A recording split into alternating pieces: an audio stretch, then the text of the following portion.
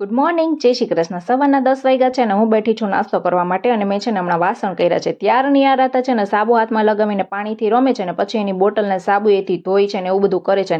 આજે રાધાએ એટલા બધા તોફાન કર્યા છે ને કે વાત જ પૂછોમાં। પછી થાકીને મેં થોડી વાર ચુંદડીએથી બાંધી દીધી હતી અને બપોર પડતા જમવામાં કંઈ હુંચકો પડતો નહોતો એટલે આજે વઘારેલા ભાત બનાવવાનું જ વિચારી લીધું। એટલે તેલ મૂકીને પહેલાં તો વેફર તરી નાખી અને પછી છે ને ડુંગળી, બટેટા, ટમેટા, મરચાંનો સરસ મજાનો વઘાર કરીને વઘારેલા ભાત બનાવી નાખીને જમવા બેસી ગયા। સેવ ટમેટાનું શાક અને રોટલી છે ને સજલ બને ત્યાંથી આવ્યા હતા।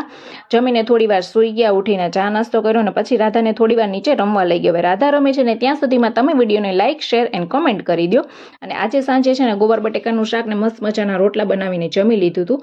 ત્યાં ચિરાગ છે ને મારા માટે ચોકલેટ લઈ આવ્યા હતા, પણ ચોકલેટ મારા હાથમાં આવે નહીં જ્યાં સુધી રાધા હોય ને ત્યાં સુધી। પછી એણે તો છે ને ભાઈ ચોકલેટ ખોલીને ખાવાનું ચાલુ કરી દીધું અને આ ચોકલેટ આખી પૂરી ના થાય ત્યાં સુધી અમારી રાધાને હક ન થયો। હવે રાધા ચોકલેટ ખાય છે ને ત્યાં સુધીમાં તમે મારી યુટ્યુબ ચેનલને સબસ્ક્રાઇબ કરી લો। જય બજરંગબલી, બાય બાય।